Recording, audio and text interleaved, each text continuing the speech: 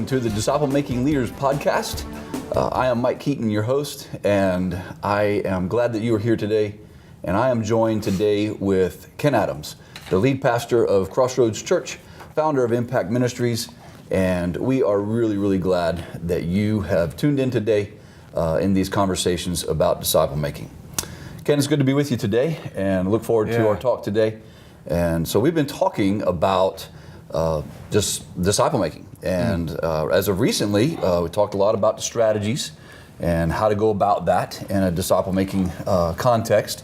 And so today, we really kind of want to have a conversation, Ken, about, it's great to have the strategy, but if we don't have the leaders to drive that strategy, then we'll actually never see a movement of multiplication. So today we want to talk about how to develop disciple-making leaders.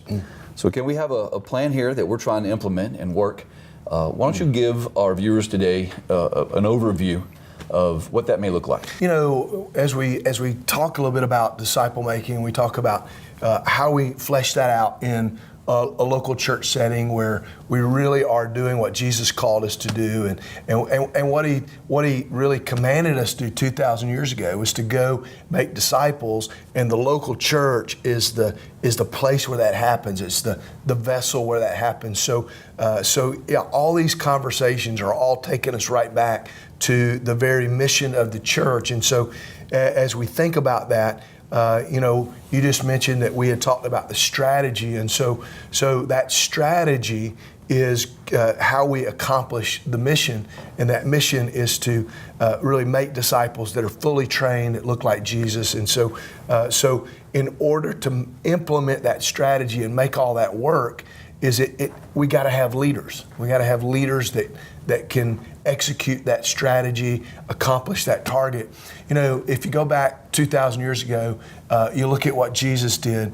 So Jesus made disciples, and then he appointed them to become leaders. So Jesus raised up leaders out of his own ministry, out of the movement itself. And so, it's interesting. I hear lots and lots of pastors that say, you'll ask them, what's one of your biggest challenges? And they we need more leaders. Mm-hmm. Well, if you do what Jesus did, you develop leaders, right?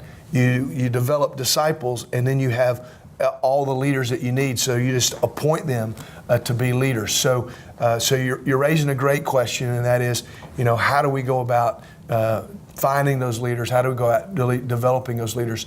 Because if the mission is to make disciples, then here's what we need. We need disciple-making leaders. Right. That's one thing I was going to make sure we understood, that it's got to be the right kind of leader. Because the process of discipling guys and people should produce leaders. Yeah. But we need the right kind, and that's disciple-making leaders. Man, you know what? Just that one phrase, that one statement right there is so important, because here's what we know. Every church has leaders. Right. Good, bad, or indifferent. Right. Every church has leaders. The problem is they just don't always have the right kind of leaders.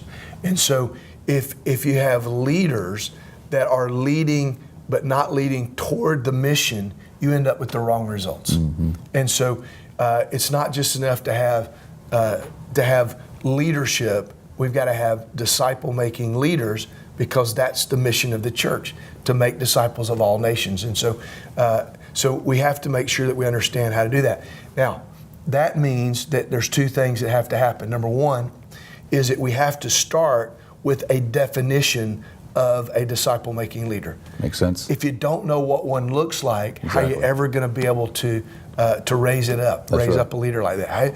If you can't define what a disciple-making leader looks like, you're going to have trouble making one. Because, that's the second thing, define it. Secondly, develop them. Because disciple-making leaders are not born, they are made. Mm. And so, in the same way that Jesus made disciples that became leaders, our job is to make disciples in the church that ultimately can become leaders. So we have to define it, and we have to develop them. And if we don't do that, we're going to be always looking for more leaders. We're going to be always having a need for more leaders. And the movement stalls out.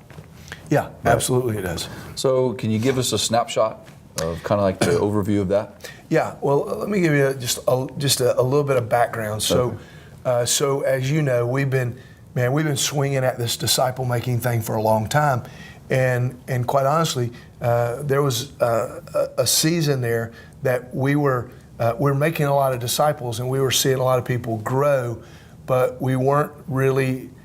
We were missing something in that transition from making disciples to appointing leaders, and so we were leading some people through that process. But then when they were asked to start leading, there was a lot of leaders that were falling out, a lot of leaders that weren't following through and making that transition to leadership, and so began to ask the question, what in the world is going on here? What's happening here? And I remembered something that I had heard when I first started pastoring at Crossroads. John Maxwell made a statement one time, and I don't think it's original to him, but he made a statement at a seminar that I went to, and he said, everything rises and falls on leadership.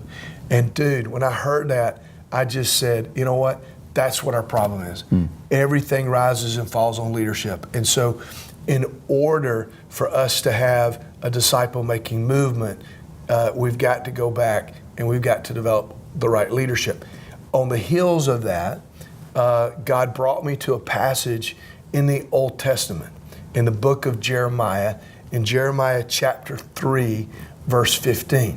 And let me give you the context for what's happening there, because as you know, back during those days of Jeremiah, the nation of Israel was a divided nation.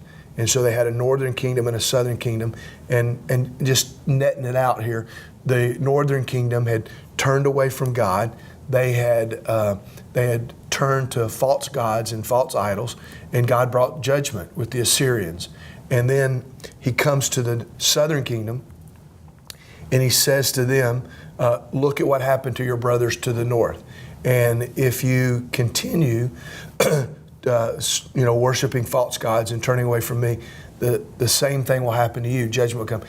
And it did. And he brought the Babylonians came in and took them captive. And so it's interesting, though, in that whole context, in that passage, Jeremiah chapter 3, verse 15, God actually gives them a plan. And this is the plan.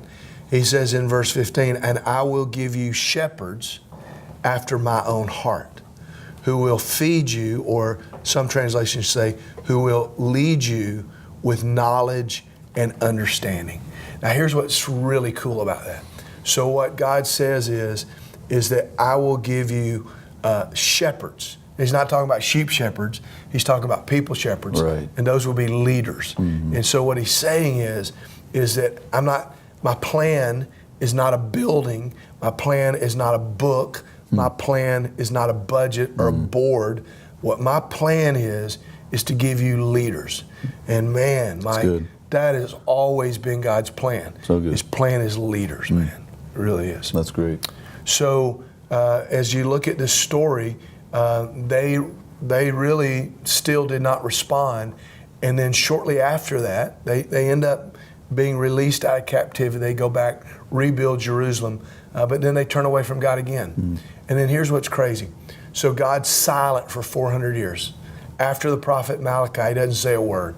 The very next thing he does is that he sends a leader. And the leader that he sends is the perfect shepherd with a heart after God, with the knowledge and understanding to lead. And his name is Jesus. And he produced the same. And Jesus does exactly what these leaders are supposed to be, and that is that he helps them come back to God, and he helps them to turn away from their idols and to turn back to the true and living God. So literally, Jesus is, again, he is the model of the perfect. He is the disciple-making leader of all leaders. That's great. And so he gives us really the grid for how we want to go about the process of defining a leader and then developing leaders. And so if you just if you just sort of frame it out as a big picture, we'll come back in some other podcasts and unpack this. But as you frame it out, what it really boils down to is in order to have disciple-making leaders, here's what we need. Number one, we need leaders with the right heart. Number two, we need leaders with the right knowledge. And number three, we need leaders with the right understanding. And if that happens, Mike, we get the right results. And so heart refers to having the right motivation. Now, when you get a whole community of leaders that are all being motivated by the right thing, that are all being driven by the right mission, oh my gosh, man, you got something to work with. And then when they all know the right priorities for leadership, so when they have the right purpose, the right priorities, and they know what they need to do, they know how to lead, and then they have the right understanding, where they understand the principles of leadership, and they know the right way to lead, then that's again the second step. And then when they have the right understanding, and the right understanding is the right principles for leadership, then you end up with the right results. And so yeah, it's going to be good. We're going to unpack all of these, and we're going to talk a little bit more in depth about what it means to be a 315 leader. Here in our church, we want to see really at a local church level, what we're trying to do is we want to see a whole community of leaders, all of our small group leaders, all of our ministry team leaders. We want to see all of our leaders all leading with the same heart, same knowledge, same understanding. It's good. I love the way you just tied that historically together, and what you said about Jesus being the grid. Yeah. And that grid having the heart and the knowledge and the understanding. And so, yeah, I look forward to us unpacking this for our viewers and sharing with you how we do that here and how we're trying to flesh out Jeremiah 3:15. And we are glad that you joined us today. And you can check out our website for these resources as well. We have 315 leadership resources that you can check out and look at and even purchase at impactdisciples.com. And so we're thankful that you joined us today, and we look forward to sharing more about how to develop disciple-making leaders. Thank you. We'll see you next time.